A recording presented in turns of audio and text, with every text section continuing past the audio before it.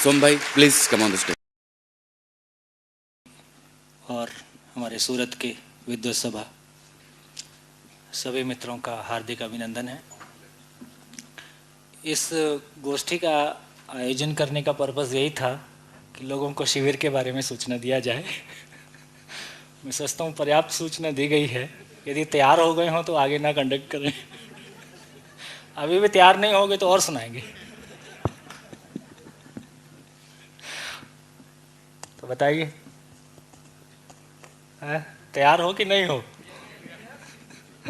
नहीं हो तो और सुनना पड़ेगा, तैयार हो गए तो फिर अभी काम चल सकता है।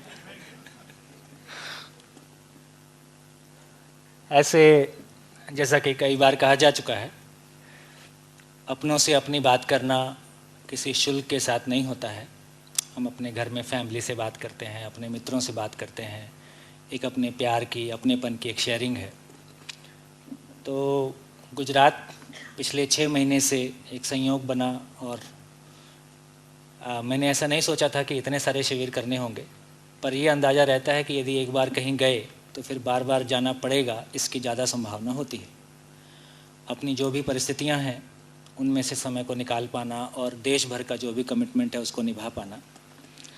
तो मैंने शुरू में कहा था कि हमारा आने का पर्पज़ ये रहेगा कि आने वाले 2-3 साल में ऐसी स्थिति बन जाए कि हमारा आना की आवश्यकता नहीं पड़ेगी, तो ये हमारी सफलता होगी। और मुझको लगता है कि पूर्व वक्ताओं को देख के जो लोग पहली बार आए हैं उनको ये भरोसा हो रहा होगा कि हमको ज़्यादा दिन आना नहीं पड़ेगा। तो इस खुशी के साथ जो रिस्पॉन्स और जिस तरह की सारी स्थितियाँ गुजरात में पिछले 6 महीने में बनी हैं, संयोग से पुलिस, शिक्षा और समाज तीनों कंधे से कंधा मिलाकर योग संयोग से आगे बढ़े हैं। इसमें हम किसी तरह की कोई प्लानिंग नहीं करते हैं कहाँ शिविर करना है। कोई एक शिविर होता है, उसके बाद आगे का योग संयोग अपने तरीके से बनता है। गुजरात की कुछ ताकत है, आप भी उससे परिचित होंगे, लेकिन मैंने जैसा उसको देखा कि एक तो परिवार में संबंधों की खुशबू अभी पर्याप्त मात्रा में बची है। दूसरा, आस्था की ताकत बची है, बल्कि आस्था काफ़ी अच्छे रूप में बची है। तीसरा, पैसा भी हमने काफ़ी देख लिया है। चौथा, समाज और सरकार आमने सामने खड़े हैं। अभी भारत के ही अन्य बहुत सारे राज्यों में आप देखेंगे कि शायद समाज नाम की चीज़ सरकार में विलय हो गई। विलय समझते? डिज़ोल्व हो गया है। समाज नाम की चीज़ बची नहीं है। किसी भी समाज के बड़े सम्मेलन में उसका जो मुख्य अतिथि होता है वो सामान्यतः सीएम होता है। मैं ऐसा नहीं कहता हूँ कि ऐसा करना कोई गलत है, लेकिन समाज का अपना एक वजूद हो। समाज सरकार के लिए हो कि सरकार समाज के लिए हो, है? समाज के ही चुने हुए प्रतिनिधियों के रूप में सरकार है और समाज ठीक से चले, इसी अर्थ में सरकार के चुने हुए प्रतिनिधि हैं जिनको हम सेवक भी कहते हैं। तो ऐसा जब पृष्ठभूमि को देखते हैं तो शायद ये चारों पृष्ठभूमियाँ, और इससे भी और एक अच्छी बात कि एक पॉलिटिकल स्टेबिलिटी है जिसमें कि किन्हीं चीज़ों को किसी सही दिशा में ले जाया जा सकता है। तो जो भी अनुकूलताएं हैं उन सब का सम्मान करते हुए, जो भी यात्रा गुजरात ने अभी तक की है उन सब को संभालते हुए, लेकिन कुछ और गैप्स हैं, कैसे उनको भर सकें। गुजरात के लिए ही नहीं, पूरे देश के लिए, पूरे विश्व के लिए एक मार्गदर्शक हो सकता है। ये संभावनाएं यहाँ पे मंच से कहने के लिए नहीं है, ये संभावनाएं इस बिल्कुल धरती पे एक ठोस स्वरूप लेती हुई दिखाई दे रही हैं जब हम इसकी पूरी बात की पूरी ताकत को देखते हैं। तो मेरे पास लगभग 2-2.25 घंटे का समय है। इसको ठीक से बात को, इंट्रोडक्शन को ठीक से रखने के लिए लगभग 3-3.5 घंटे का समय की ज़रूरत होती है। जो भी समय हमारे पास है उसमें हम बात करने की कोशिश करेंगे और एक उसका जो सेंट्रल थीम है उसको आप तक पहुंचाने का प्रयास करेंगे।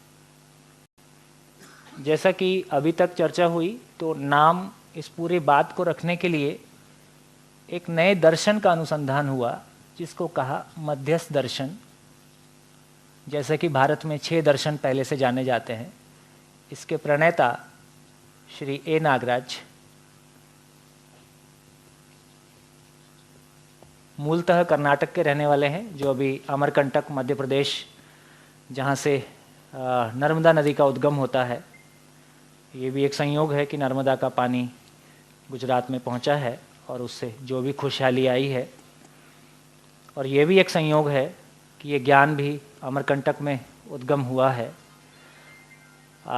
मेरी अपनी फीलिंग्स में कहूँ तो भौतिक रासायनिक संसार में, फिजिकल वर्ल्ड में पानी का एक बड़ा महत्व है। सबकी प्यास बुझाता है, सारी गंदगी धो देता है और उसकी जो भी महिमा हम आप समझ सकते हैं, क्योंकि हमारी ज़िंदगी में रोज़मर्रा का हिस्सा है। वही भूमिका ज्ञान की हमारी ज़िंदगी में है, हमारी ज़िंदगी के खालीपन को भर देती है और जो भी उसमें कषाय कलमश, जो भी उसमें नेगेटिविटी है, उसको धो देता है। तो पानी की जो भूमिका फिजिकल वर्ल्ड में है, ज्ञान की वही भूमिका हमारी ज़िंदगी में है। और संयोग है कि गुजरात का पानी, और संयोग है कि गुजरात में ये ज्ञान अमरकंटक से ही उद्गमित हुआ। आदरणीय नागराज जी, जिन्होंने लगभग 20 साल की साधना के बाद समाधि हुआ, उसकी एक लंबी कहानी है, उसको मैं अभी नहीं कहूँगा, लेकिन जो बात सामने आई है उसको मैं आपके सामने रखने की कोशिश करूँगा। ये पूरा का पूरा दर्शन, जिसको कि जीवन विद्या शिविर के रूप में कहा जाता है, जो कि 7 दिन के एक आवासीय शिविर के रूप में ऑर्गेनाइज होता है, ये शिक्षा और व्यवस्था के विकल्प को प्रस्तुत करता है। शिक्षा और व्यवस्था के विकल्प का मतलब है कि वर्तमान शिक्षा में तमाम तरह की कमियां हैं। इसको जय कृष्णमूर्ति से लेके तमाम हमारे जितने पूर्व दार्शनिक रहे, उन्होंने कहने की कोशिश की है। तमाम हमारे शिक्षाविदों ने भी इस बात को बहुत स्पष्ट रूप से कहने की कोशिश की है कि शिक्षा में कमियां हैं। लेकिन जब ये सवाल खड़ा होता है कि बताइए क्लास 1 में क्या दें, 2 में क्या दें, 5th में क्या दें, 10th में क्या दें, तो फिर हमारे पास वही एक CBSE, ICSE या जो भी बोर्ड्स हैं, उसके साथ कुछ कविता, कहानी, कुछ चीज़ें हम पढ़ा देते हैं। उससे सब करने के बावजूद भी कोई उतना बड़ा परिवर्तन जितने की एक पेरेंट्स की अपेक्षा अपने बच्चे के लिए है, जितने की एक देश की अपेक्षा अपने नागरिक से है, ऐसी कोई बड़ी अपेक्षा को पूरा कर पाने में हम असमर्थ हुए। पिछले सालों में ये देखने में आया कि नहीं, कुछ बेहतर होता है, लेकिन जैसी हमारी अपेक्षा है वो तो पूरा नहीं होता है। तो ये दर्शन एक शिक्षा के स्वरूप को प्रस्तुत करता है। यदि हम शिक्षा की बात करें तो वो हमको एक आचरण देता है। शिक्षा का मतलब है कि पशु के लिए शिक्षा की आवश्यकता है क्या? शिक्षा की आवश्यकता पशु को है कि मानव को है? शिक्षा की आवश्यकता मानव को है, क्योंकि पशु के बच्चे में पशु का संस्कार बाय नेचर है, उसको अलग से कुछ बताना नहीं पड़ता है। मैं एक छोटी सी गौशाला चलाता हूँ। एक दिन शाम को दूध निकल रहा था और मैं गौशाला में बैठा था। गाय ने बच्चा दिया। थोड़ी देर में वो बच्चा उठा, अपने आप उठ के दूध पीने लगा। तो मैं बैठा बैठा सोच रहा था कि ये प्रकृति की भी बनावट अपने आप में कितनी पूर्ण है। यदि गाय का बच्चा बिल्ली के बच्चे के साइज का होता तो ये दूध कैसे पीता?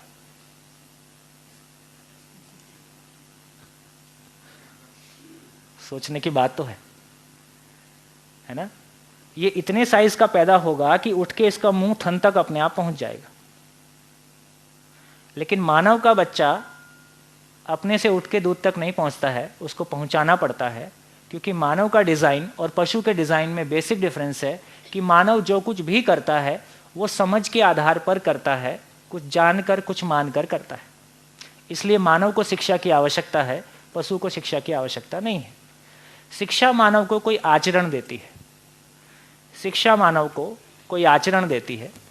तो बेसिक चीज है कि शिक्षा की मानव के बच्चे को आवश्यकता है। शिक्षा से किसी प्रकार का आचरण मिलता है। इस आचरण के साथ वो किसी व्यवस्था में जीता है।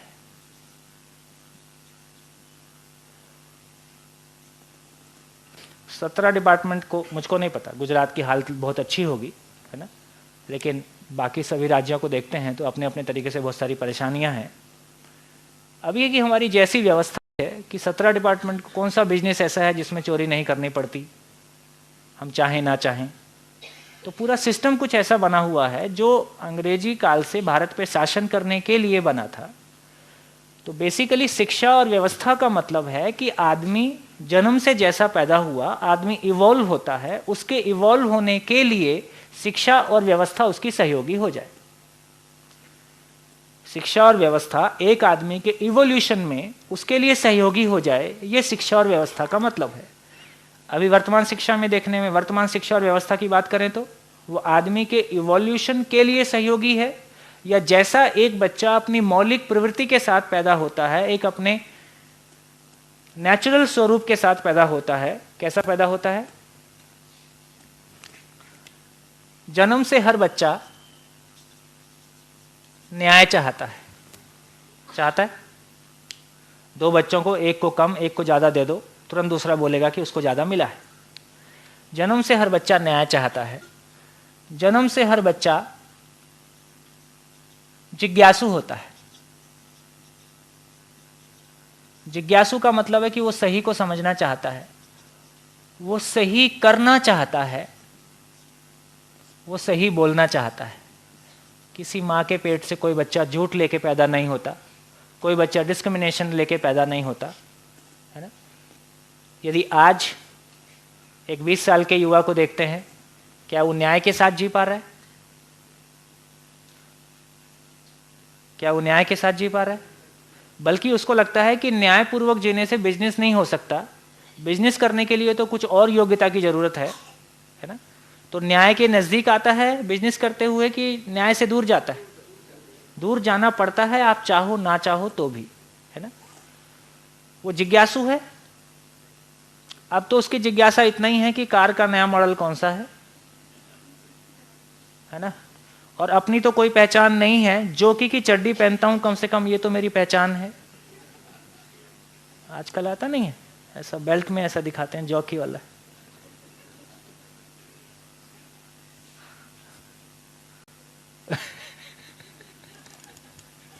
इतनी गरीबी आएगी ये कभी नहीं सोचा था कि शर्ट पैंट तो अब आप देखते नहीं हो, कम से कम चड्डी तो देखो।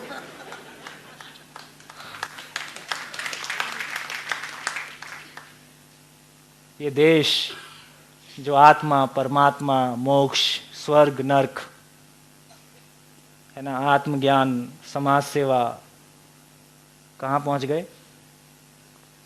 जॉकी की चड्डी में आ गए।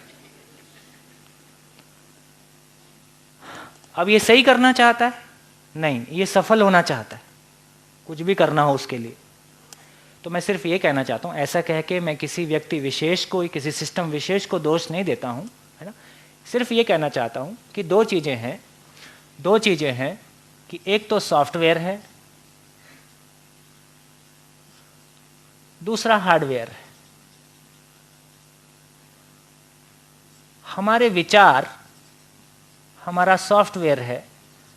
जैसे मेरे विचार होते हैं वैसा मैं अपने शरीर को चलाता हूं। जैसे मेरे विचार होते हैं वैसा मैं अपने शरीर को चलाता हूं। ये सॉफ्टवेयर ही यदि अधूरा है, तो मैं शरीर से क्या करने वाला हूं? पूरा करूंगा कि अधूरा करूंगा? अधूरा करने के लिए मैं बाध्य हूं। तो आज थोड़ा सा हम इसको देखने की कोशिश करेंगे। जितनी बात आपके सामने रखेंगे उसको कहने का आधार यह होगा कि एक सही का प्रपोजल, एक सही का प्रस्ताव जो इस अनुसंधान की रोशनी में सामने आया है, उसको आपके सामने रखा जाएगा। आप उसको माने ऐसी अपेक्षा आपसे नहीं है। आप माने ऐसी अपेक्षा नहीं है। जब हम 7 दिन का पूरा शिविर करते हैं तो उसमें कुछ चीजें हैं, किसी चीज को छोड़ने के लिए नहीं कहा जाएगा, किसी चीज का त्याग करने के लिए नहीं कहा जाएगा। ये करो, ये ना करो, ये प्रिस्क्रिप्शन नहीं दिया जाएगा, ये उपदेश नहीं होगा। का मतलब है कि चाहिए शब्द 7 दिन में एक बार भी इस्तेमाल नहीं होगा।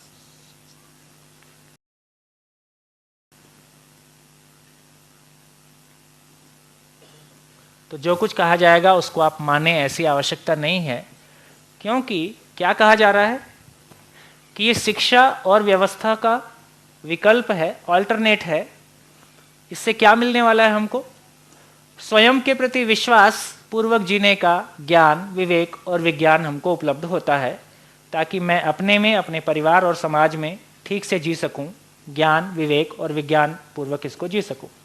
तो स्वयं के प्रति विश्वास पूर्वक जीने के लिए मानने से काम चल जाएगा कि जानना होगा? जानना होगा। तो हमको चीज़ों को जानना है। जानने के लिए जो तरीका है वो जांचना है।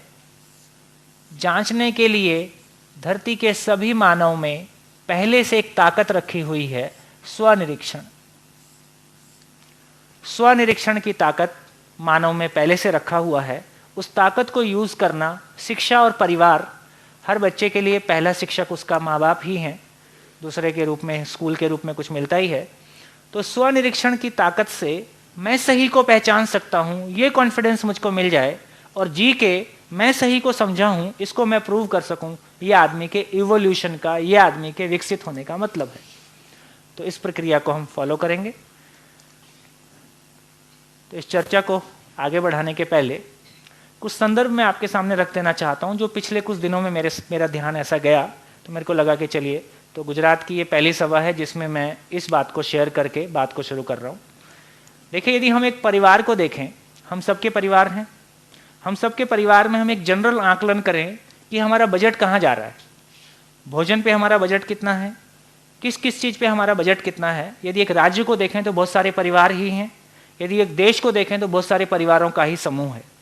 इस तरह से यदि बजट को हम अपने परिवार से जोड़ के समझना चाहेंगे तो हम उस पर एक दृष्टि इस तरीके से डाल सकते हैं। यदि भारत को पूरा देखें तो लगभग 84 लाख करोड़ का जीडीपी है। ये आंकड़े कुछ कम ज़्यादा हो सकते हैं ना, बहुत लेमैन स्टाइल से लिए हुए आंकड़े। भारत का टोटल बजट 84 लाख करोड़ का जीडीपी है, उसमें से 45 लाख करोड़ हमारे पास लोन है। टोटल लोन इस समय देश पे 45 लाख करोड़ है। हमारा ईयरली बजट 14 लाख करोड़ का है, जिसमें से कि 7 लाख रुपया टैक्सेस से आता है। 7 लाख करोड़ रुपया हर साल लोन फिर से आता है। तो इस बार 45 है तो अगली बार कितना हो जाएगा? 52 हो जाएगा। ये हर बार ऐसे बढ़ेगा। और ये तो हुआ कि कहाँ कैसे आया ना, लगभग आधा टैक्सेस से, आधा लोन से, टोटल मिला के हो गया 14 लाख करोड़। खर्चा कैसे हो रहा है? खर्चे में 30% ब्याज के रूप में वापस लौट गया।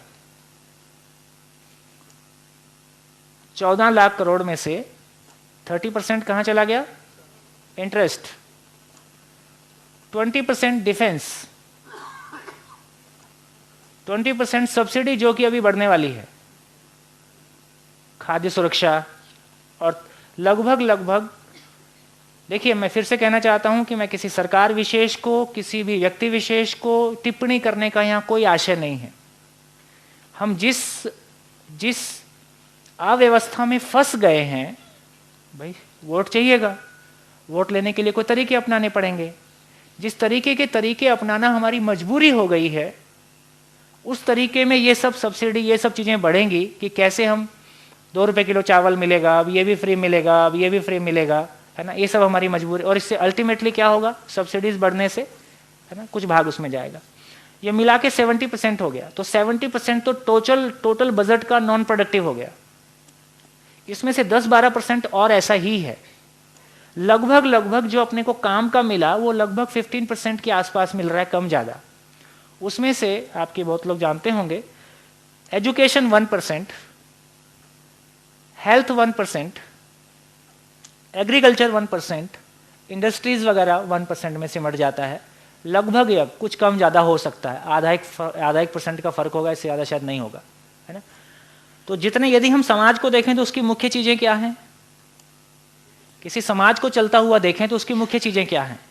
शिक्षा, स्वास्थ्य, एग्रीकल्चर, इंडस्ट्री। यदि समाज को देखें तो मोटे रूप में उसको इस सब की ज़रूरत है। उस सब में कितना लग रहा है?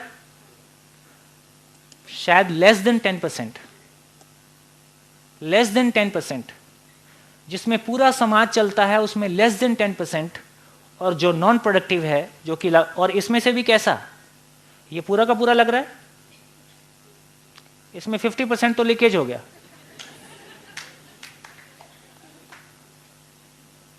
इसमें से 50% तो लीकेज हो गया। उसमें से जो लगता है बाकी मिसयूज और मिसमैनेजमेंट, आधे अधूरे दिल से लगता है। तो मैं सिर्फ ये कह के किसी को दोष बिल्कुल नहीं देना चाह रहा हूँ, लेकिन हम जिस अव्यवस्था में फंसे हैं, जहाँ फंसे हैं, उसकी पिक्चर कुछ ऐसी है। अब ये जैसे जैसे आगे चलेंगे फिर ये क्यों ऐसा हो गया है और कैसे ये ठीक हो सकता है, इसकी तरफ हमारा ध्यान जाएगा। तो चलिए, तो अभी की इन सारी स्थितियों को देखते हैं तो ऐसा एक पिक्चर सामने आती है, एक बड़ी पिक्चर सामने आती है। अभी मैं व्यवस्था को लेकर बात कर रहा हूं। जब भी व्यवस्था को लेकर बात करते हैं तो किसको व्यवस्थित करने की जरूरत है? ये सारी व्यवस्था की बात किसके लिए हो रही है? मानव के लिए। मानव को जीना है और मानव की आवश्यकता की पूर्ति करनी है, और वो उसको कैसे नियंत्रित रखा जाएगा। तो यदि व्यवस्था की बात करें तो वो कब ठीक होगा? जब मानव स्वनियंत्रित होगा। इसका नाम व्यवस्था बोलेंगे।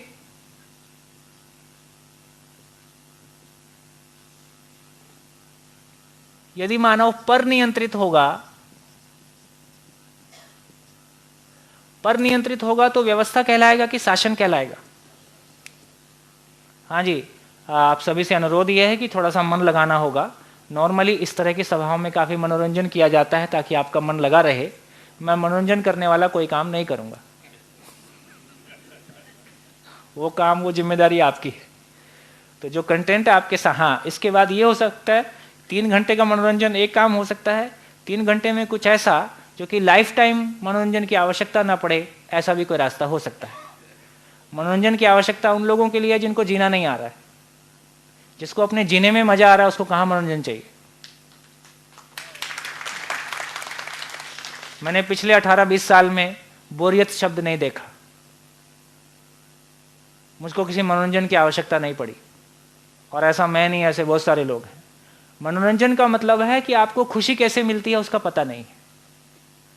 तो कम से कम ये देश तो मनोरंजन वाला नहीं था। देखिए, तीर्थ और टूरिज्म 2 शब्द हैं। हमारे देश में क्या प्रथा रही? तीर्थ की रही कि टूरिज्म की रही? तीर्थ और टूरिज्म में क्या फर्क है? तीर्थ और टूरिज्म में क्या फर्क है? तो तीर्थ जो है सच्चे सुख की बात करता है, जिसको पाने के बाद मनोरंजन बहुत छोटा है।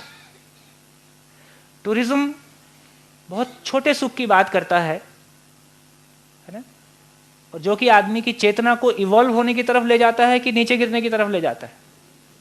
मैक्सिमम टाइम वो नीचे गिरने की तरफ ले जाता है। तो हमारी परंपरा तीर्थ की परंपरा है, जिसमें नए स्थानों पे जाना होता है, नए लोगों से मिलना होता है। जाते हैं तो खाना पीना होता ही है, जाते हैं तो घूमना फिरना। तो जितना टूरिज्म में होता है उतना तीर्थ में हो ही जाता है। प्लस उससे कुछ एक्स्ट्रा भी होता है जो सही अर्थों में मेरी जिंदगी की जरूरत होता है। तो इसलिए ये भाग आपका है। आदमी स्वनियंत्रित होकर जिएगा उसको व्यवस्था बोलेंगे, कि पर नियंत्रित होकर जिएगा उसको व्यवस्था बोलेंगे? तो आदमी स्वनियंत्रित होकर जिएगा, इसका नाम व्यवस्था है। आदमी पर नियंत्रित होकर जीता है, इसका नाम शासन है। कैसा? अभी हम क्या भाषा प्रयोग करते हैं? शासन, व्यवस्था। ये शासन एकदम अलग चीज है, व्यवस्था एकदम अलग चीज है। कैसे है व्यवस्था?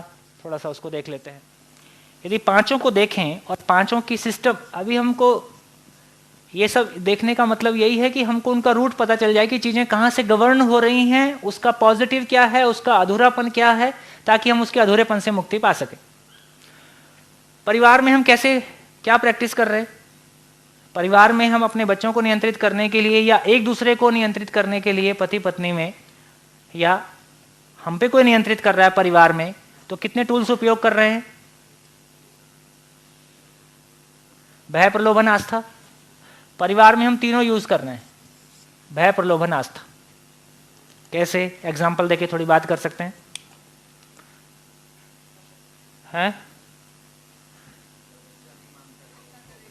बच्चा नहीं मानता तो लास्ट में बोलते हैं, देख परिवार की इज्जत की ख्याल रख। इसके सिवा और हमारे पास कहने के लिए कुछ है नहीं। ये हमारा अंतिम हथियार है कि देख भाई, परिवार की इज्जत का ख्याल, परिवार की इज्जत का ख्याल रखना। ये क्या चीज है?